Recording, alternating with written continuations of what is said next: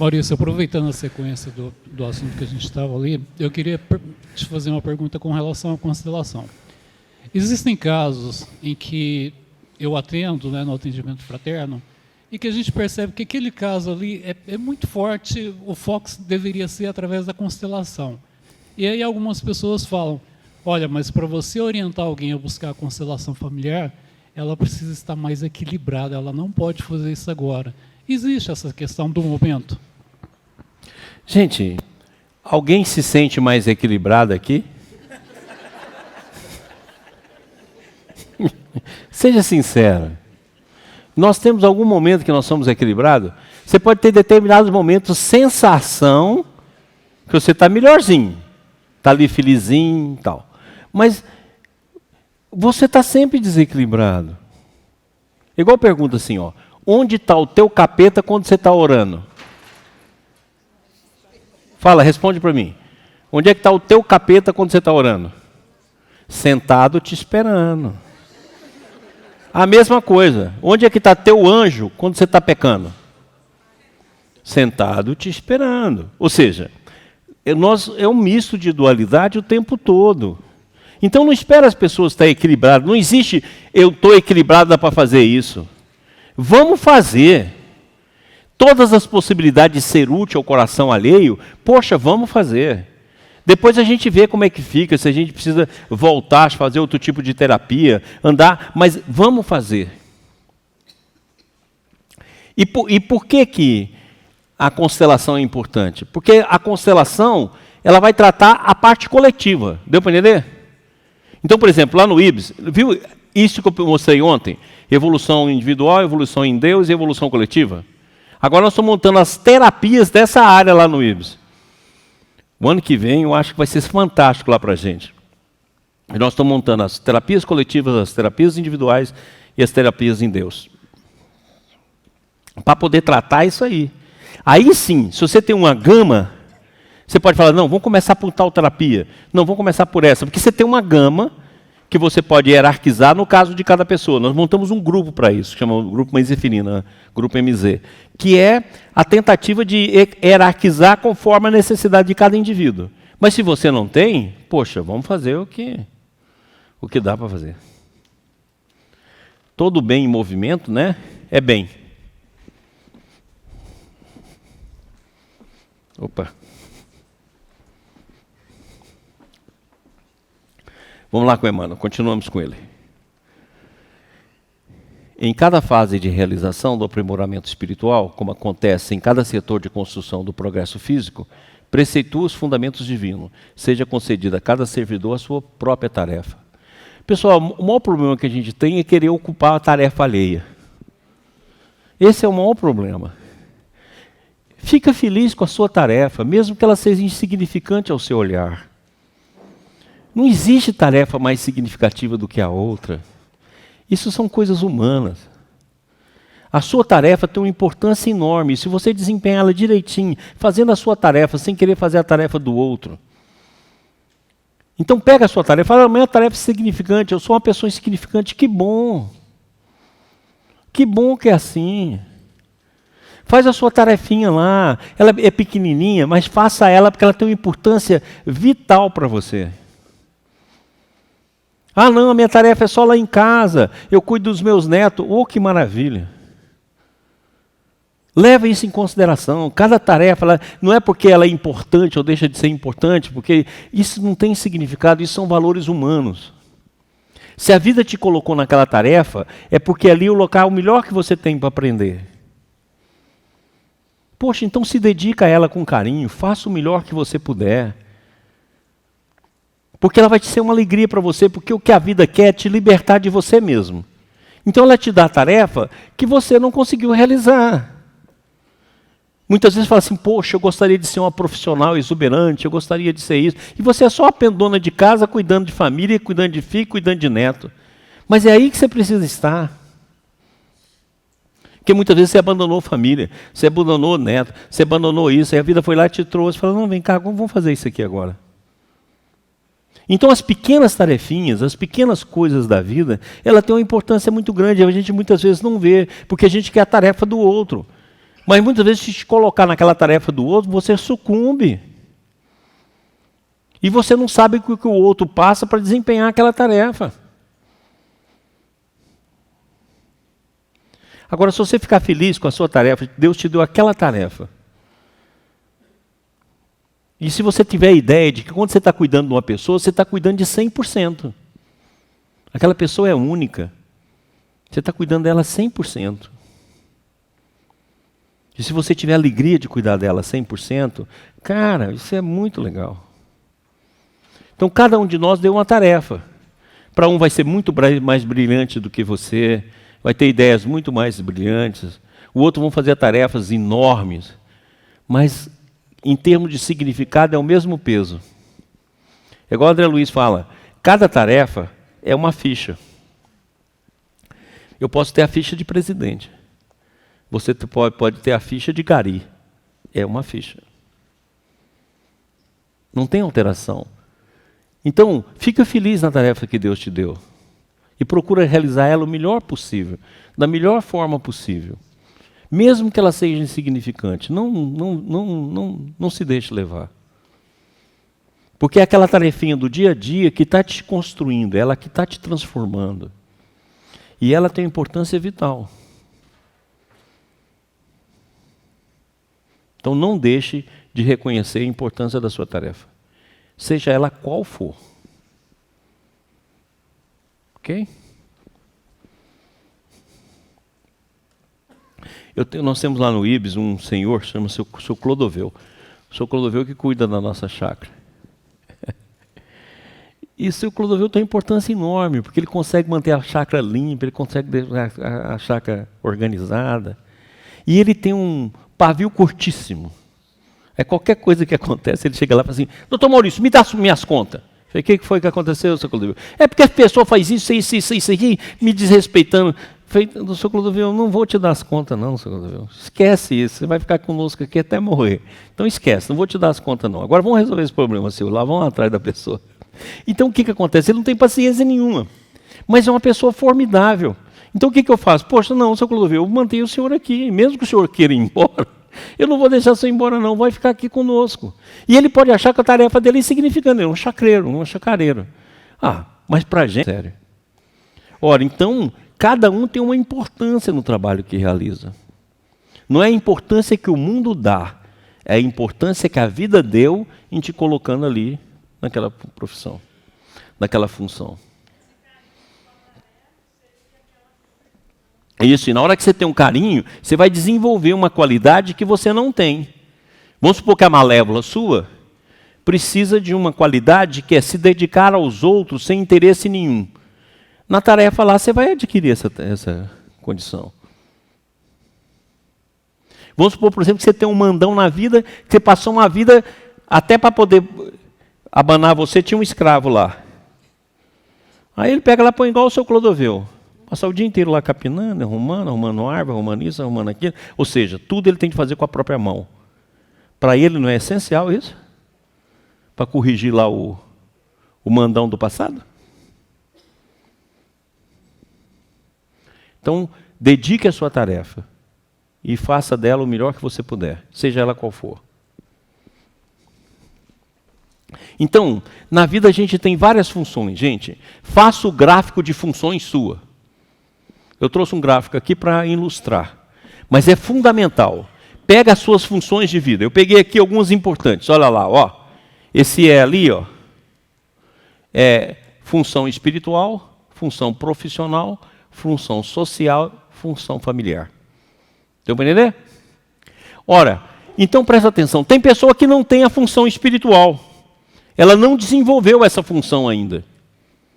Sabe onde a vida coloca as pessoas que não desenvolveram função espiritual? Sabe onde que coloca elas? Como empresário. Tudo quanto é empresário é nego safado, que a vida quer consertar, mas ele ainda é muito ignorante para ver a visão espiritual e coloca ele como empresário. Caso do Carlinho ali, por exemplo, produz sofá. É um safado de marca maior, não desenvolveu ainda visão espiritual ampla, o que a vida faz? Põe ele em empresário. Ele faz para ganhar dinheiro, enquanto isso vai ajudando as pessoas. Entendido? Então, a função espiritual é uma função que aparece mais tarde na vida. Quando você já compreendeu que você participa de um meio onde todo mundo também é sua responsabilidade. Aí você começa a desenvolver uma função espiritual. Enquanto você não percebe, você vai ficar nas funções sociais. Então, consequentemente, quando você já desenvolveu uma função espiritual, você vai ter todas as outras. Função familiar, está aqui ela, a função social e a função profissional. O que é importante, gente? O pensamento e a emoção pode variar, mas não deixa variar a curva das suas funções em detrimento do pensamento e da emoção. Então, por exemplo, você pode pegar o pensamento e a emoção e ele ficar assim, ó. Mas a sua função não deixa ela variar. Ou seja, hoje eu estou bem, então não vou fazer minha função, vou fazer minha função espiritual. Hoje eu estou mal pra caramba, então não vou fazer minha função espiritual. Não. Não deixa ela variar com as emoções. Pode ser que você está o que for, você está lá. Estou com um capeta dentro de mim. A malévola tomou conta de mim. Eu estou lá. Não deixa variar. Porque essas funções aqui, ó, é que te vai levar à sua transformação. E olha cada uma delas como você está cumprindo. E não é pelo sucesso. Eu tenho um sucesso danado na minha profissão. Não é sucesso. É cuidado.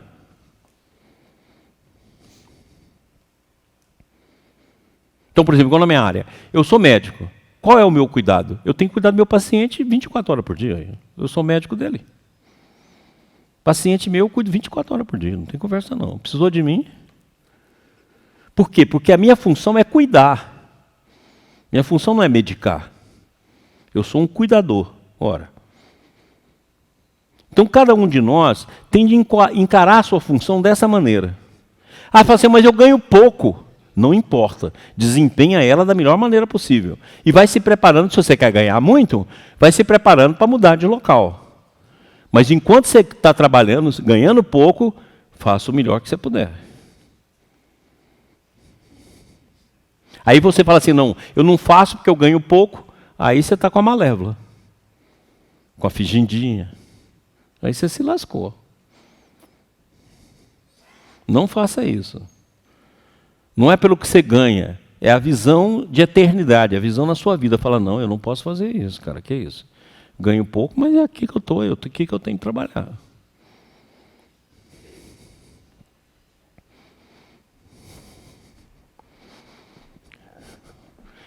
De novo com Emmanuel. Certo, podes incentivar o serviço alheio, como é justo adubar-se a lavoura, para que a lavoura produza com segurança. Todavia, a obrigação hoje é intransferível para cada um, não obstante a possibilidade dessa mesma obrigação alterar-se amanhã. Realiza, pois, tão bem quanto possível a tarefa que te cabe e nunca te digas em tarefa excessivamente apagada. Viu aí?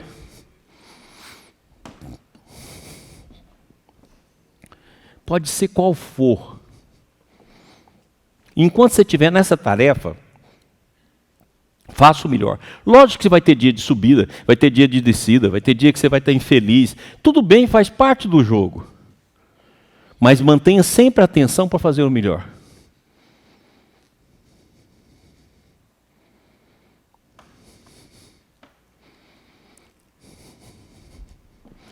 Agora isso aqui é demais, eu gostaria que vocês decorassem essa frase.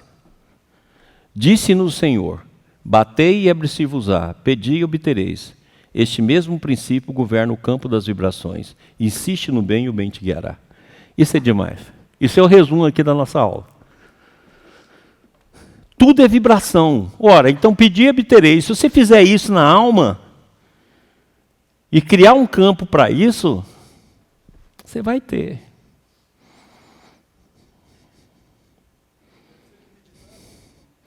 Meditar é bom. Agora não pense que meditar como você medita vai solucionar o seu problema. Vai iniciar o processo de transformação vibratória. Isso. Criar meios, É, porque você começa ali na meditação, fingida, né? Você fica ali no fingimento, aí fica lá, Jesus e tal, aí medita, faz umas poses lá, quando você já faz yoga e tal. Aí, nesse fingimento, você tem o início. Agora, se você levar a sério, aí você começa o processo de transformação. Agora, você não pode achar que isso é que vai resolver. Então, quer dizer que quando você fala criar campo, é criar essa condição. Isso, criar condição. Tá bom. E você pode começar no mínimo. Certo. Ah, não, criar condição para mim vai ser ir lá costurar lá no trabalho para poder começar. Ótimo, você começou. Agora, não queira disso mais do que é. Certo. Que aí eu falo, não, eu quero mais, então eu vou ter de trabalhar mais, eu vou ter de me dedicar mais, eu vou querer fazer mais, aí você vai providenciando os outros meios. Vai chegando, isso, vai chegando. Tranquilo. Quem levantou a mão aí? Passa para mim lá, meu anjo. Passa lá para ele, por favor. Maurício, uma síntese. Reconhecer o pensamento, aceitá-lo e destrinchá-lo ou dissecá-lo. Isso. Hoje em dia, nesse mundo virtual, se fala muito em vários livros, vários best-sellers, em algumas bases. Meditação, exercício, leitura, respiração, oração, enfim, eu poderia citar aqui pelo menos 10 passos que estão inscritos em 20 best-sellers. Isso seria métodos não tão abrangentes como você pegar cada pensamento e dissecá-los? Seria mais ou menos isso? Esses métodos, muitas vezes, é a plataforma de início. Para aquelas almas, por exemplo, que ainda está muito afastada de todo esse processo.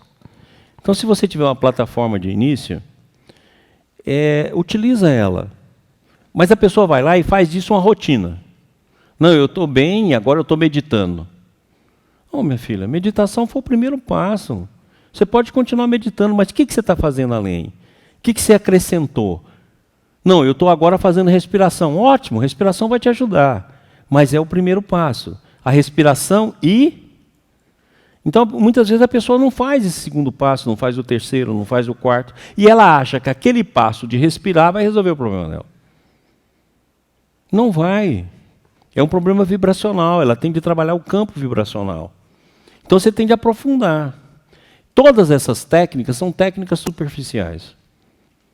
Porque a técnica é um meio. Agora, se você pegar esse meio, for estendendo ele, for dedicando ele, aí ele vai. Agora, se você ficar só nisso, o auxílio vai ser muito pequeno. É o começo. É o começo. Pessoal, nós estamos num universo vibracional. Então eu queria muito que vocês olhassem essa figura. Todo o nosso universo é assim, ó. O nosso universo é um universo vibracional. Olha, se tudo é vibracional, eu posso mudar a partir do campo da vibração. Então aqui, ó, eu tenho o universo consciencial. A consciência é como campo irradiante, como diz o Baldi. Esse é o campo que formou o nosso universo. Não dá para definir consciência, não dá para você saber o que é consciência. Porque quando eu falo em consciência, a gente pensa em tempo, a gente pensa em espaço, a gente pensa em mente. Consciência não é tempo, não é espaço, não é mente. Ora, então, fica difícil defini-la. Aí, nós temos o universo mental, ou o universo de energias. É o segundo universo. E esse universo que a gente está, é o universo material. Olha, tudo isso é vibracional. Se ele é vibracional, a primeira coisa que eu tenho de transformar em mim é a vibração. E a vibração é pensamento. Então eu tenho de dissecar meu pensamento. E é exatamente ao contrário. Se você enfrentar o teu demônio, você vai descobrir no fundo dele uma potencialidade. Não adianta fugir da malévola. Se você enfrentar a malévola, conviver com a malévola, você se autodescobre. sem julgamento, sem essa besteira que a gente fala. Ah, eu descobri que eu sou tão ruim. Para com isso, gente. A sua maldade não tem limite. Larga de ser boba. Na hora que você descobrir a malévola, você vai descobrir a malévola trevosa. Na hora que você tiver a malévola trevosa, você vai descobrir a malévola capetona. Aí você vai. A malévola é um inferno. Você já fez um inferno já pelo universo afora. Então larga de ser bobo. Você só tem esperança de virtude, de valores. Entendeu? Então é melhor você ficar com a fingidinha, porque você vende um produto melhor aí na praça, que a pessoa vai achar que você é boa, vai ser sua amiga. Vai pensar que você é confiável e tal. Aí você vai com a fingidinha, porque aí te ajuda a viver. A fingidinha é ótimo para a gente viver no meio, que as pessoas acham que não, estão tão boas, não sabe boa nem nada. Condicionamentos e conclusões. Vamos ver um pouco aqui com o Krishnamurti sobre isso, que é muito legal. Olha o que Emmanuel fala. Segundo é fácil de observar, estás na terra de alma condicionada às leis do espaço-tempo. Olha que legal. Quer dizer, nós estamos condicionados, não tem jeito. Porque nós estamos no campo mental, mente é espaço e tempo, né? Consciência não. Então o condicionamento é o nosso estado natural. Olha, o que eu vou fazer? Mudar de um condicionamento para outro, alargando meu condicionamento até eu sair dele.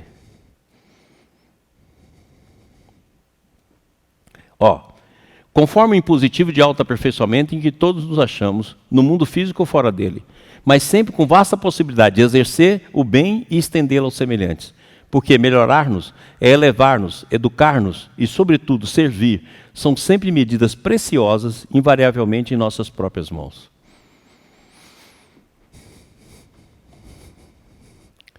Então, vamos fazer isso. Eu estou aqui, trabalhando comigo, mas eu abro aqui uma janela para começar a trabalhar a generosidade com os outros.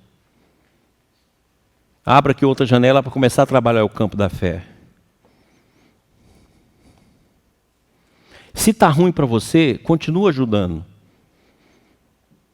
O próximo é ótimo para a gente ter uma base de auxílio. Ajuda sempre. Que aí nós vamos embora. Olha o que o Krishnamurti fala. Isso aqui é muito legal. Assim é que, invariavelmente, nos abeiramos dos problemas com a mente que já concluiu. E acho que a questão consiste inteiramente em nos habituarmos a libertar a mente de todas as conclusões. Porque o pensar que se inicia com a conclusão não é pensar em absoluto. Você pode olhar, tudo que nós vamos fazer, a gente já tem uma opinião formada. E você já concluiu. Quantas vezes você fala assim na sua vida, não vai dar certo? Gente, isso é uma morte. Você já começa um negócio e fala assim, não vai dar certo. Por quê? Você começa um relacionamento e fala, nossa, eu estou feliz, mas eu sinto que não vai dar certo. Ué, você matou o relacionamento. Se não vai dar certo, é problema do futuro, não é seu agora não. Se está dando certo, vamos curtir. Agora você já começa sempre com a conclusão. E quando você vai ouvir uma coisa nova, você já começa sempre com a conclusão.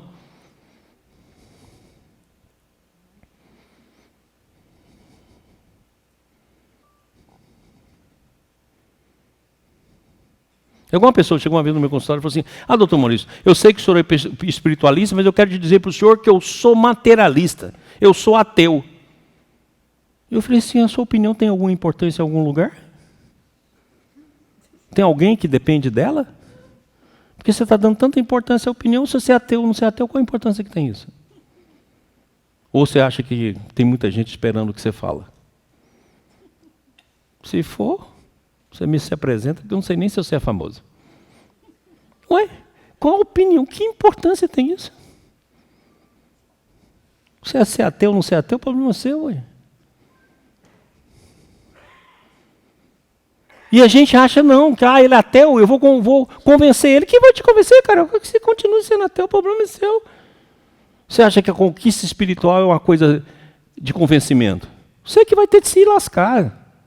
Vai ter de estudar. Se você quiser amanhã espiritualidade, é você que vai ter de achar o caminho. Não tem nada de convencer, não. Continue ateu. Entendido? E a gente tem mania de não, nossa, ele é ateu, eu vou convencer ele. Que é isso, viver sem Deus? Você vive. E pior ainda, você finge que acredita em Deus. Você finge.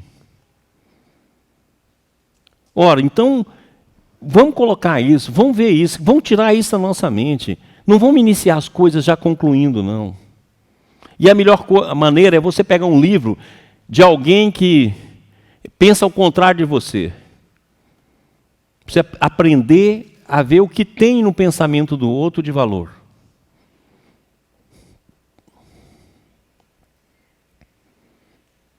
Que aí você vai ver que legal. Continuando com Krishnamurti.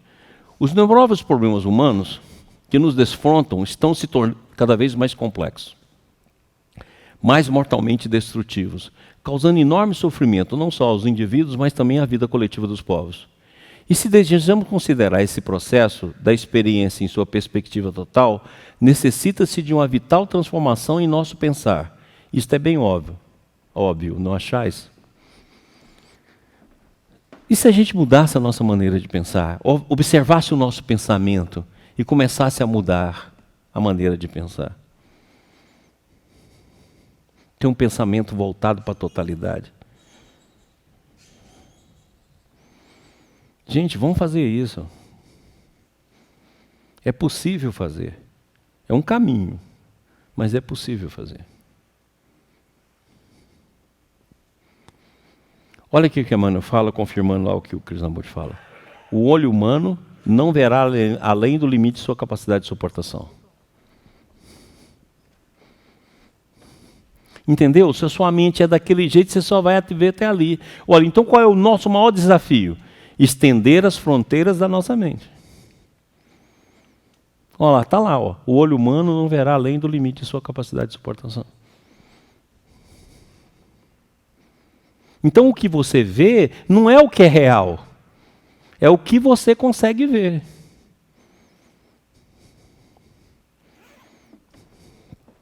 Não é a realidade. É o que eu consigo ver. Eu consigo ver até aqui.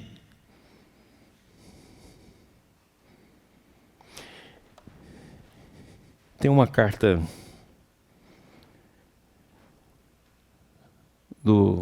daquele cientista que fez, Wolfgang Pauli.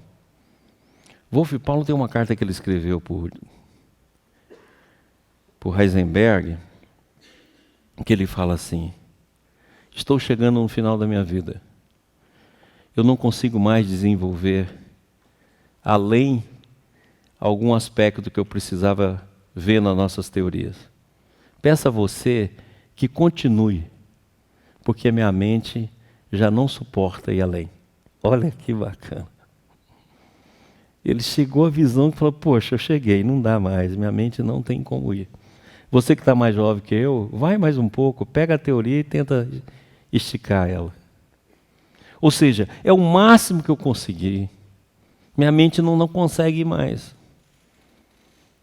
E você quer pegar essa mente aqui e transformar ela em absolutismo, julgando todas as coisas, todas as áreas. E você já pensou que todo lugar tem uma contribuição fantástica para te dar? Se você pegar as outras áreas de pensamento, o pensamento oriental, o pensamento de outras correntes religiosas, o pensamento de outras correntes filosóficas, poxa, elas não são legais? Não tem coisas legais lá? Ué, poxa, lógico que tem. E elas não podem contribuir com você? Mas você se fecha, porque o pensamento não deixa. Não, eu sou espírita. Eu leio livros espíritas. Mas se você for comparar os livros espíritas com qualquer outra coisa dessa, você fala a mesma coisa. Por que a verdade só está conosco? E Deus seria irresponsável, né? Deixar 1857 anos, todo mundo em ignorância, só dá depois de 1857 anos no livro dos Espíritos. Isso falando depois de Jesus e antes. Ora. Então acorda. Olha lá aquilo que nós falamos já lá atrás. Eu pus aqui para repetir, para a gente lembrar disso.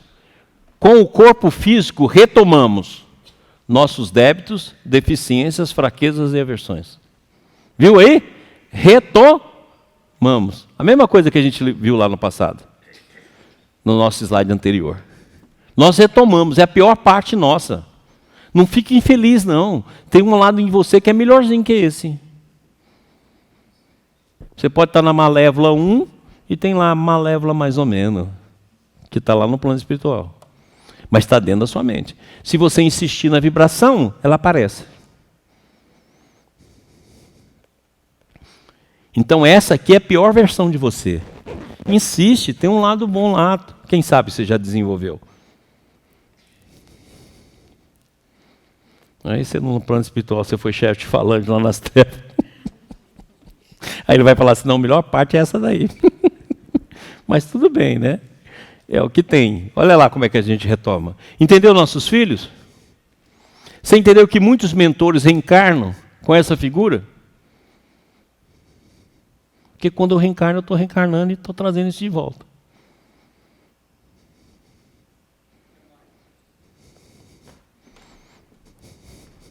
Amiguinho, como você é meu amiguinho, eu vou aí. Se você não fosse meu amiguinho, não ia não.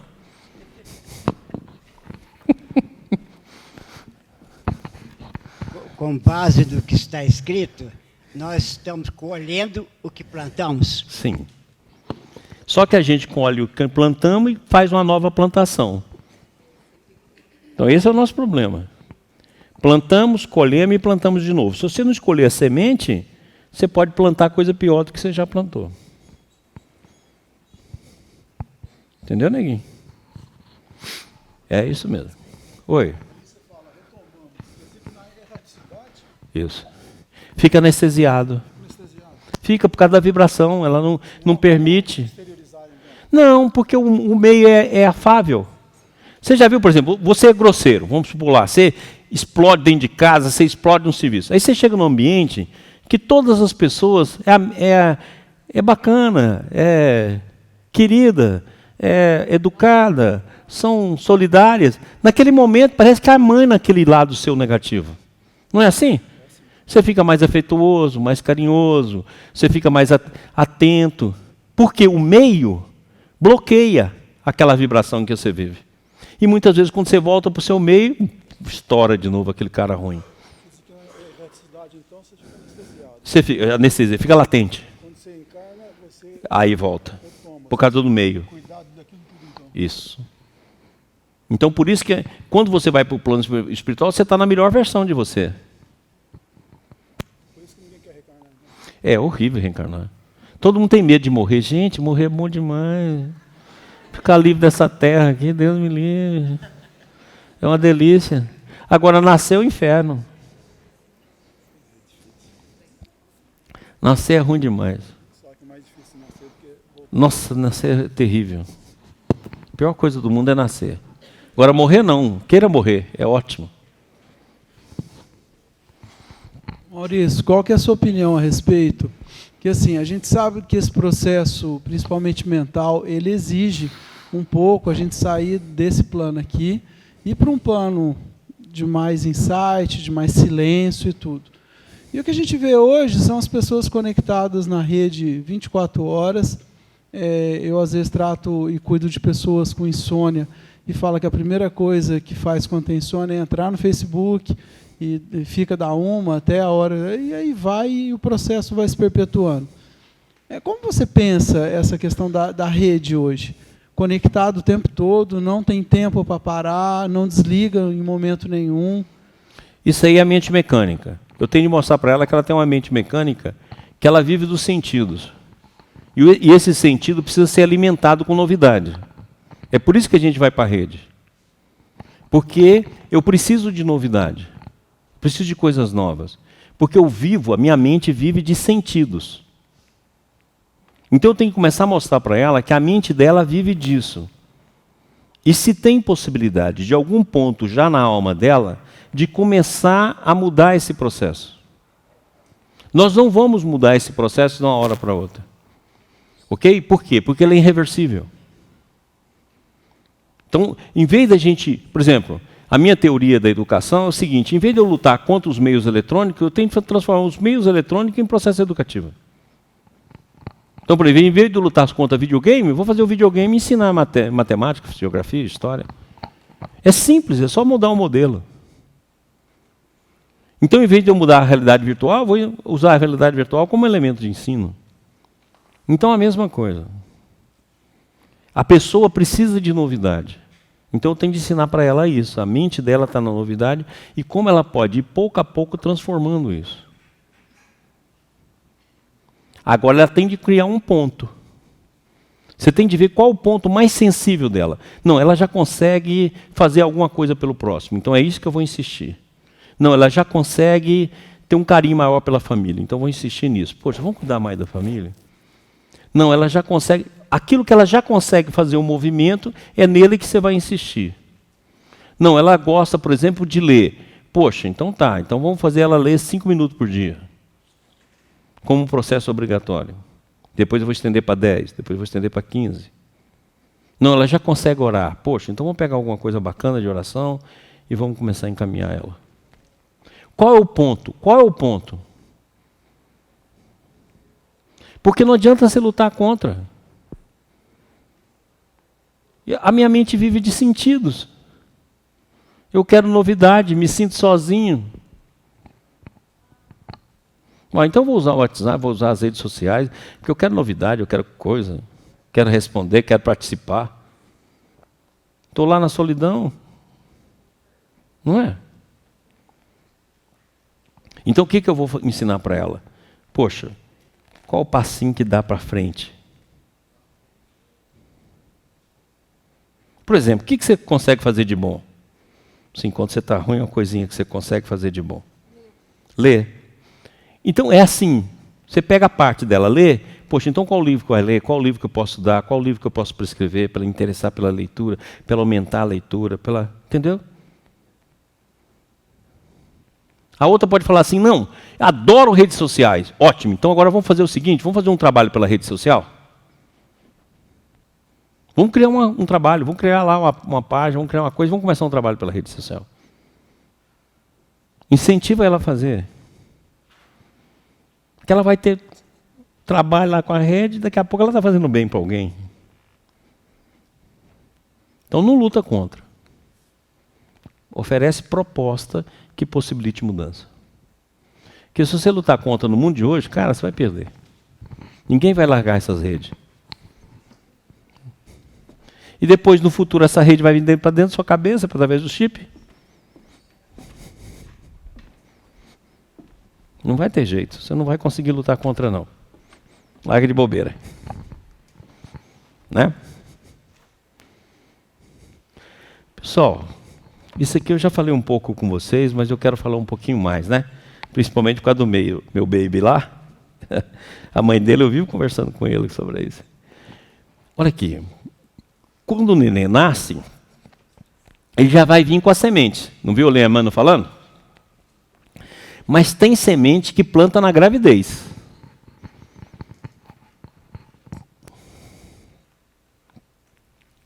Tudo que acontece na gravidez vira semente. E vai aparecer no filho como comportamento. Nas mínimas coisas. Então tem semente do que eu trago. Opa, vou voltar lá. Eu tenho semente do que eu trago. Certinho? As sementes do que eu estou trazendo, está lá, ó. Mas tem semente que é plantada aqui na gravidez, ó, pela mente materna, associada à mente paterna. Então muitas vezes você fala assim, meu filho nasceu e ele está muito inquieto. Estuda a gravidez, que a inquietação foi plantada lá. Quando a gravidez é um agito e acontece o contrário. Hã? Quando a gravidez é um agito e acontece o contrário. Não, vai aparecer. Pode esperar. Mais para frente. Vai ter uma época que ele vai ficar extremamente inquieto. Então, o que você plantou lá vai em.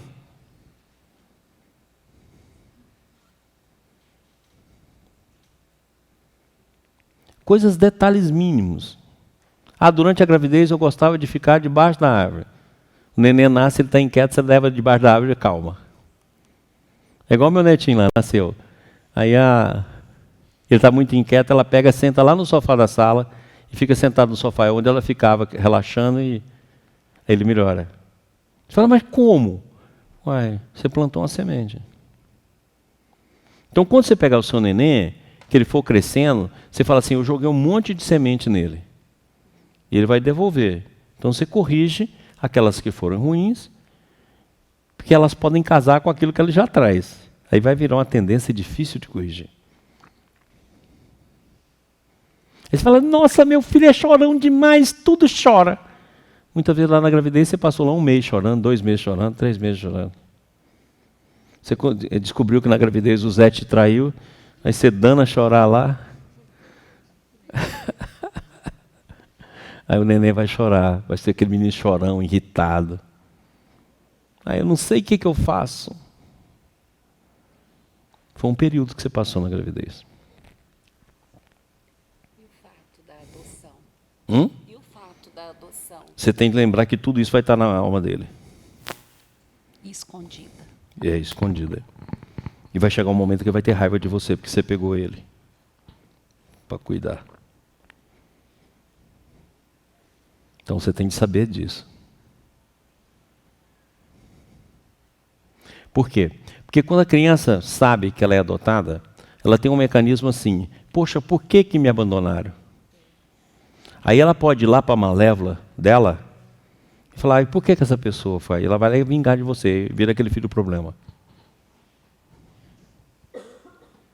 E você toda carinhosa, deu tudo para ele e ele apronta com você.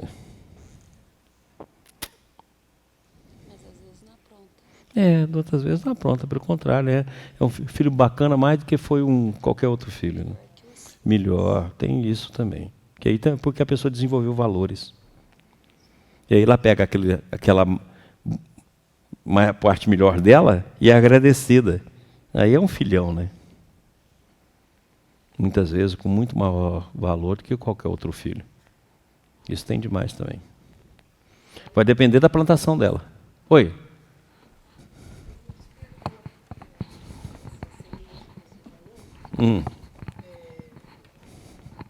Não sei te explicar assim, mas essa semente na criança fica até uma certa idade para encerrar o ciclo?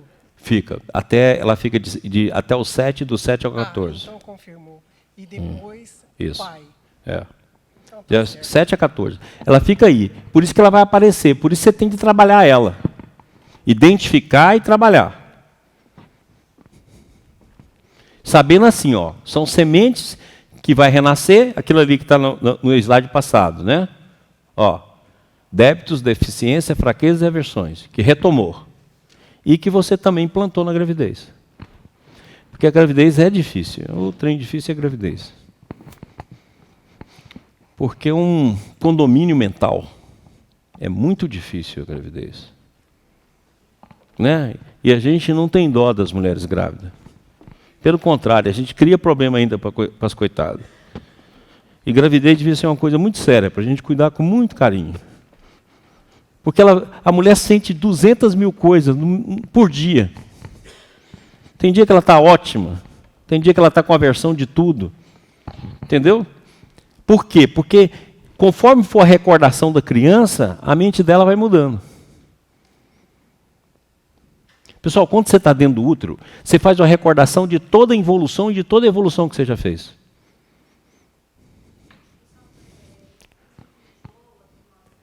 Tudo. Aqui, você, na hora que você está lá no útero, você pode recordar, quando você for o capitão aqui, o Felipe Salomão, aqui, quando você for o capitão, você pode recordar isso aqui em 5 minutos, 10 minutos. Ok? A mãezinha recebe a vibração e ela vai lá e pega a raiva que ela está dentro dela e traz para fora. Aí o marido vai falar assim, nossa, há 10 minutos atrás você estava tão graciosa, tão boa, agora você já está aqui brigando, pelo amor de Deus, você não muda não, mulher. Quem te aguenta? Porque o maridão lá, o Zé está do mesmo jeito, porque o Zé não muda. O Zé está do mesmo jeito. Se ele tomar a cerveja dele, fazer o churrasco, sentar na frente da televisão e ficar mudando o canal, a vida do Zé está boa. Ele não quer mais nada disso. E a coitada da mulher aqui, né? Parecendo que está montado num boi, num rodeio.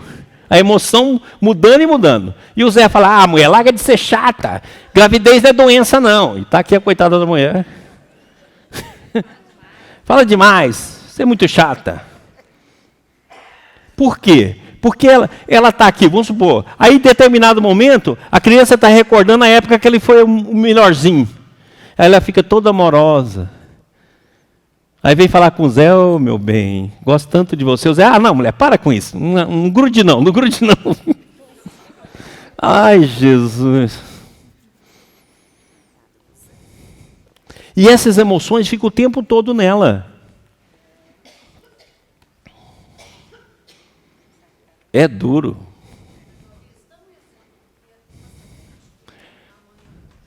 Tá, vamos lá aqui.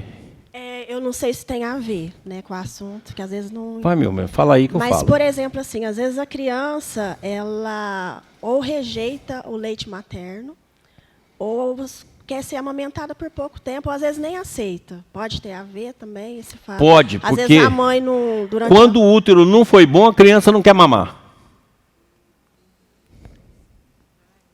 Às vezes foi rejeitada, a mãe não queria gravidez. Muitas vezes não é só rejeitada, não. O útero foi ruim. A experiência de reencarne, as lembranças, o processo, deu agonia. A mãe ficou agoniada também. Aí a mãe plantou um monte de semente de agoniação. Na hora que ele nasce, ele não quer mamar. Porque o mamar é afeto. E aí tem aquela mãe que ela quer ser mãe, mas ela tem agonia de cuidar. E vai gastar muito tempo cuidando, então ela quer que o menino cresça logo. Aí ela dá um jeito de ensinar tudo para o menino e fala assim, nossa, minha filha é toda autônoma, ela já faz tudo, com pouca idade. Quando a mãe fala isso, é porque ela que fez isso para ficar livre do menino. Nossa, minha filha faz tudo. Você vai ver, tem 2 anos e olha, tudo ela faz. Porque ela não aguenta ficar ali naquele cuidado diário, aquela encheção de saco ali, cuidando. Hã? Ainda é melhor. Essa daqui é uma dessas, ela está dando essa desculpa.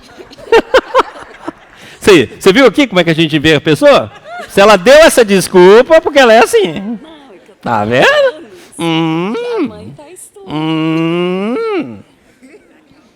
Não é fazer tudo, não. A gente tem que deixar parte do filho. Mas também tem de aprender de cuidar.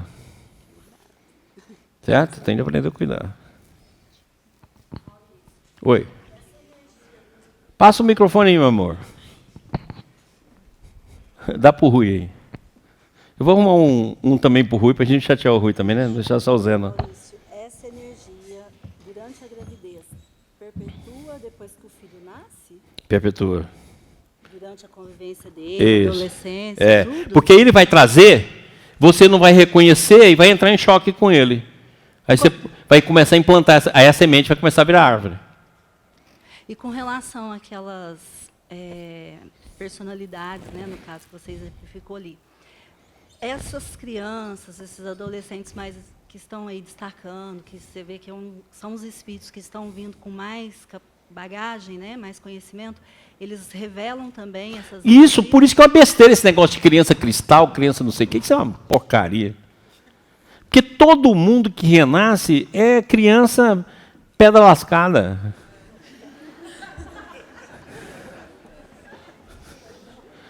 Você entendeu?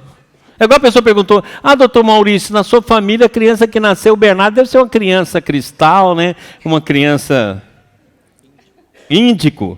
Eu falei, não, é uma pedra sabão, meu irmão. O carinha vai nascer para escorregar na vida. Não tem nada de bom nele, não. É pedra sabão. Por quê? Porque olha lá, ó. Se retoma, não pensa você que ele vai chegar aqui cristal, não, meu filho. Ele vai chegar aqui pedra lascada. Agora, você só vai poder revelar se ele enfrentar esse mundo aí trabalhando no bem. Ou seja, você só vai saber se ele é índico ou cristal no final da vida e não no início da existência. Porque se ele bobear, a malévola nele, que tem 10%, assume o comando, vira o capeta, porque ele tem inteligência. Então você tem de educar com força, você tem de educar para valer.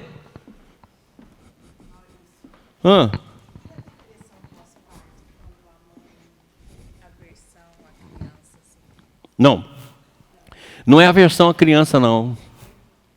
Isso é dolorido, sabe por quê? É o seguinte, ó. Quando a mãe tem depressão pós-parto, é o seguinte. Quando ela nasceu, a mãe dela teve. E ela passou por essa experiência. Na hora que o neném dela nasce, ela faz uma ressonância. Principalmente se menina do sexo dela.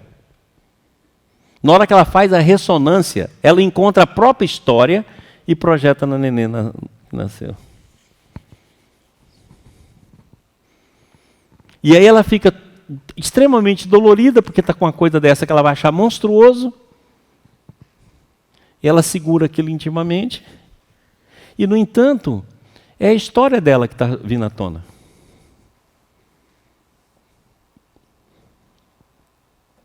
E se ela trata a história dela, ela vai ter uma aceitação do filho. Que o filho não tem nada a ver com isso. Agora, se não tratar, fica ela e o filho com a mesma história, que vai repetir no neto.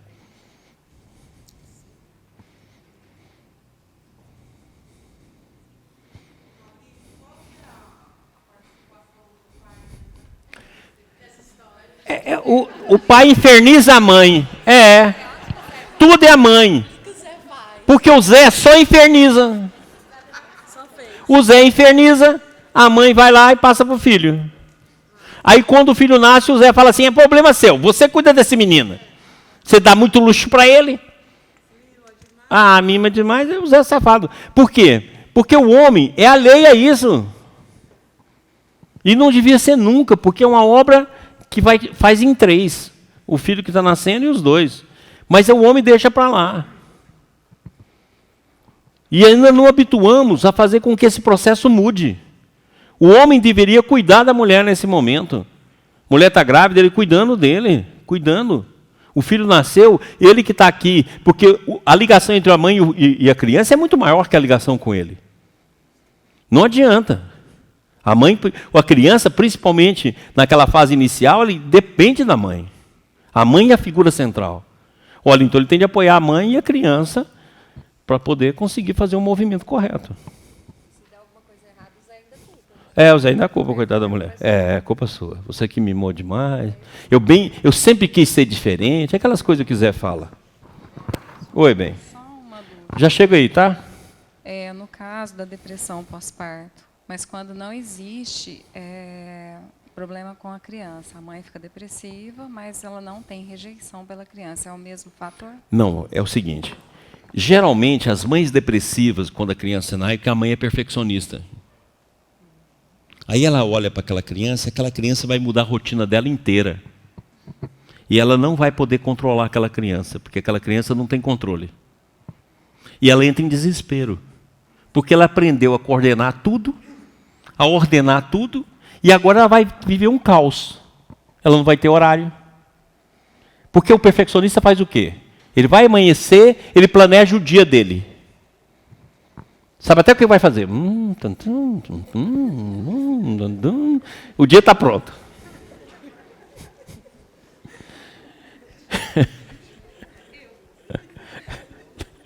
E aí depois, quando ela chega no dia, fala assim, estou irritada, eu não cumpri o que eu falei. As minhas metas não foram cumpridas. Eu falei, quem pôs essa meta, Jesus amado? Joga esse rascunho fora. E aí o que acontece? Ela tem um filho, ela entra em desespero. Eu tenho dó das mulheres perfeccionistas, sabe por quê? Porque ela entra em desespero. Essa criança vai chorar na hora errada, que ela não tem jeito de falar assim, ó, você vai chorar às 9, vai trocar as fraldas às 10, vai mamar às 11, vai dormir às 5. Ela fica em desespero. A criança chora às 2, chora às 3, faz cocô às 4, volta a fazer cocô às 5. A vida dela, ela não tem como planejar. Aí ela planeja, de 3 em 3 horas o menino tem de mamar, porque é assim que agora está fazendo. Aí ela fica. A menina está dormindo, ela vai lá, acorda o menino, põe no peito do menino. Aí inferniza. Aí a criança não dorme. Aí ela não tem jeito, ela entra em depressão. Aí o perfeccionismo. Por isso que as perfeccionistas não querem ter filho. Ela engana. Ela fala assim, nossa, eu estou fazendo tratamento para engravidar. Não engravida nem a pau. Mas ela tem de dar uma resposta. Nossa, eu não engravido. Eu falo assim para ela, você não sabe nem por quê? Não, doutor, eu já fiz tudo. Já fiz inseminação artificial, já fiz não sei o quê, já fiz não sei o quê. Eu não engravido. Aí eu falo assim, muda a mente que fica grávida amanhã cedo. Por quê? Porque ela morre de medo de ter filho. Ela finge que quer, mas ela morre de medo. Porque a perfeccionista, se sair do processo, ela entra em crise. E mulher perfeccionista é o que mais tem hoje em dia, né? Então, joga fora. Aí você fala assim, não, mas o perfeccionista não é legal? Não, é legal para as coisas humanas. Para organizar as coisas humanas. Então usa ela só no humano, não usa no psicológico, não usa interiormente, não usa para o filho, não usa para relação. Joga para o lado de fora. E é por isso que sofre, gente. Sofre muito. Então a depressão é por causa disso. Entendeu? Oi. Ô, vou aí. Ah, tá aí já. No caso daquela menina que a mãe forçou o crescimento dela, quando ela se torna adulta, se ela não trabalhar isso, a tendência maior dela é de não deixar os filhos dela crescerem ou é de repetir? Forçar o crescimento também? É repetir. A maioria das vezes repete. Porque você tem que pensar o seguinte, o crescimento de uma criança é um mal barato. Se você souber ser, como o Winnicott fala, uma mãe suficientemente boa, o que você vai acontecer? A criança vai ter uma parte você vai deixar com ela, uma parte você vai conduzir e vai curtir aquele momento que seu filho vai, até ele chegar no amadurecimento correto, chegar no momento que ele se torna autônomo, no momento que ele começa a fazer por ele mesmo. Quer dizer, ele vai ter muito mais liberdade, mas você curtiu esse processo com ele. Você fez ele enxergar isso vagarosamente. Então isso é uma alegria.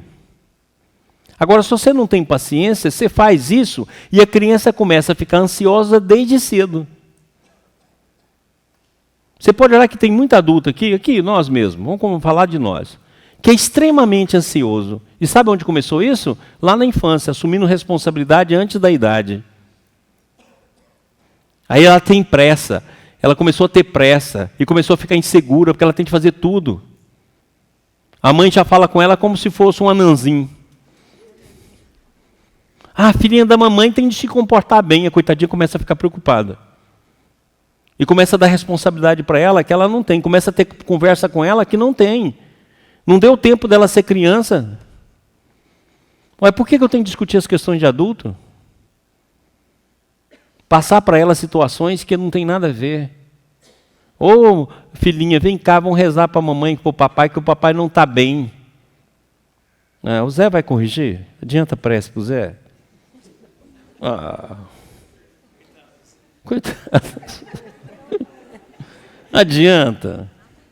E a coitadinha começa a entrar num mundo que não é dela. Aí daqui a pouco o que ela tem de fazer? Trazer uma falsinha para poder conseguir acomodar. Aí você pega a criança, por exemplo, que está com 7 anos, 8 anos, 10 anos, 13 anos, e você fala, nossa, mas essa criança é chata demais. Porque ela teve que trazer uma falsinha para poder conseguir sobreviver naquele meio. Não tem criança assim que você pode olhar, na sua família tem. Aquelas crianças chatas, enjoadas. Por quê? Porque ela teve que trazer uma falsa muito cedo. Não, gente, a gente pode mudar essa história, deixar os nossos filhos amadurecerem com o tempo, deixar eles virem, tirar deles a ansiedade, não trazer nada da vida adulta para a criança. A pessoa vai separar, vai lá explicar para o filho que é pequeno, mamãe e o papai estão separando, vai para o meio dos infernos, eu sei lá o que é isso. E lá interessa isso. Não é muito melhor chegar para a criança e falar, mamãe te ama, papai te ama, e nós vamos cuidar de você da vida toda. Agora vai ter uma novidade, nós vamos ter 2 casas.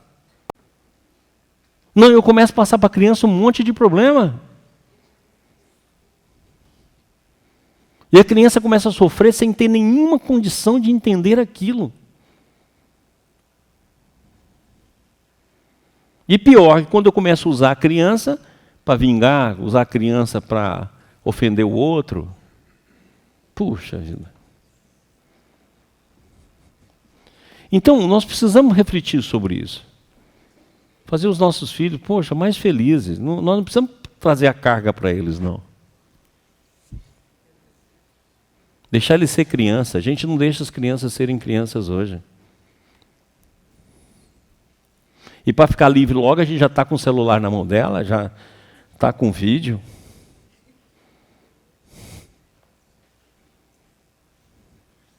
Deixa de brincar com a criança, porque a gente está cansado.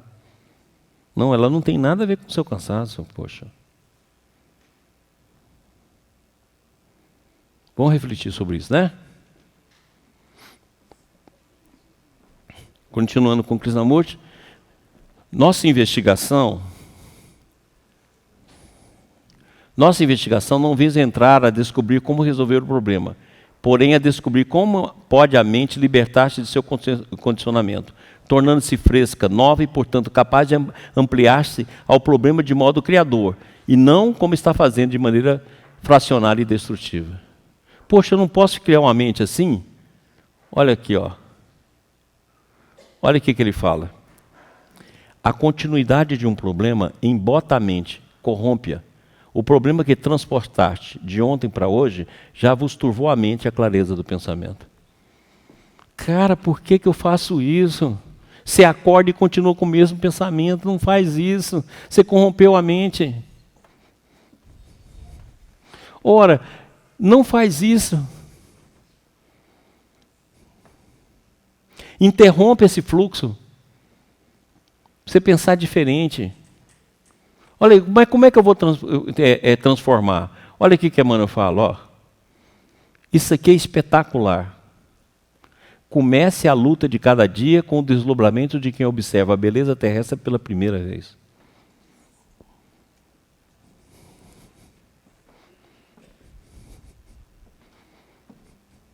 Então coloca isso na sua mente. Eu vou ter uma mente nova.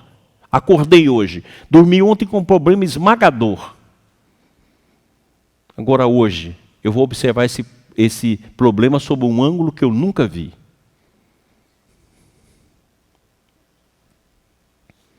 Uma mente nova, não corrompida pelo passado.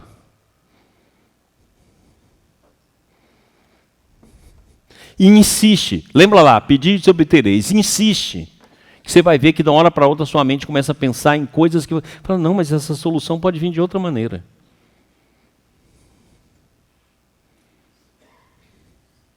Ou senão você vai falar assim, não, a solução desse problema é esperar. Então pronto, eu vou esperar. E está resolvido, eu não preciso resolver aquele problema agora, que eu vou esperar. Mas vê assim, ó, cada dia que eu acordei, poxa, hoje é diferente, hoje é outro dia.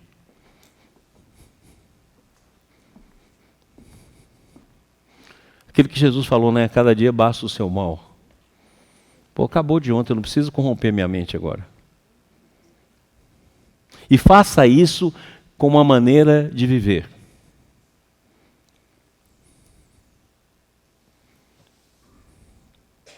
Muda tudo, gente, muda tudo, muda tudo. E você vai ver que todo problema vai ter uma solução.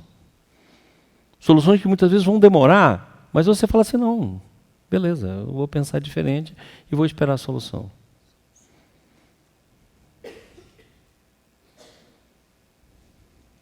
Aí sim, a mente começa a funcionar de outra maneira que você nunca pensou. Aí você pode fazer coisas que...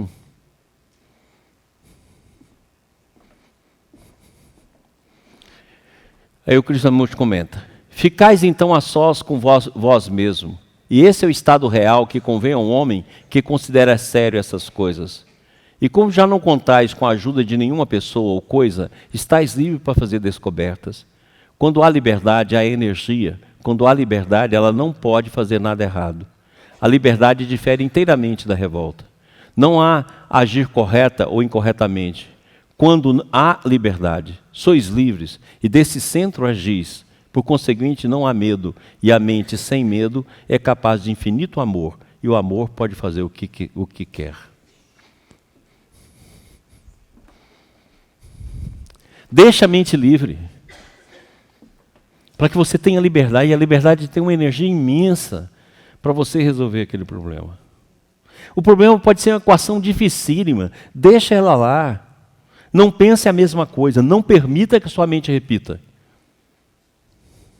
Aquelas expressões que a gente fala, não tem solução, só tem uma solução se eu fizer isso, isso e isso. Quem diz que tem só uma solução? Aqui eu não tenho saída. Quem disse que não tem saída?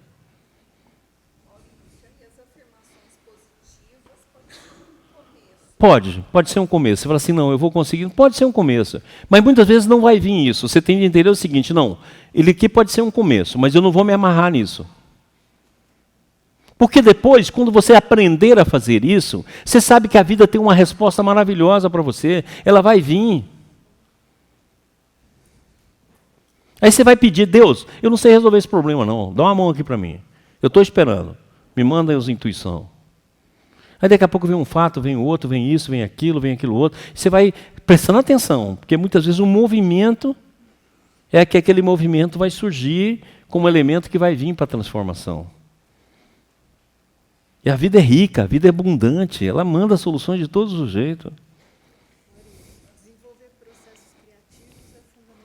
Sim, você pode começar por aí, fazendo alguns exercícios criativos, desenvolvendo alguma coisa criativa, para que você saia do condicionamento. Mas depois você deixa a mente livre. Assim, ó, vamos supor que, por exemplo, aqui, ó, eu tive um problema. Eu vou lá, eu escrevo assim, solução 1. A solução que eu pensei no dia tal de tal. A solução seria fazer isso, isso, isso e isso. Aí eu estou lá de novo, vem a solução. Eu falei, não, solução 1. Eu já falei com você, eu não vou repetir essa solução 1. Qual é a outra ideia? Aí vem solução 2. Aí eu vou lá e coloco solução 2. Fazer isso, isso, isso e isso. Isso. Criatividade. Aí solução 3. Daqui a pouco você tem N soluções. Você escolhe a que é a mais viável e vai tentar resolver aquele problema com aquela solução. Não. Ela pode ser a transitória para iniciar. Iniciar.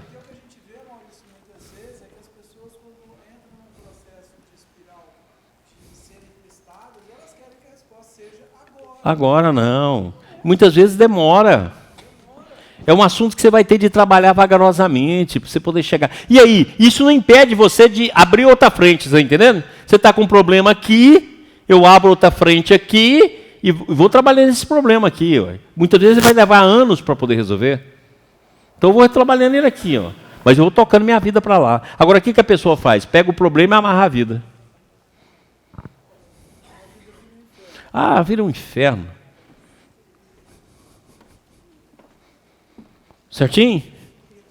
Então, a primeira barreira a gente começa a estudar hoje à tarde. A barreira do medo.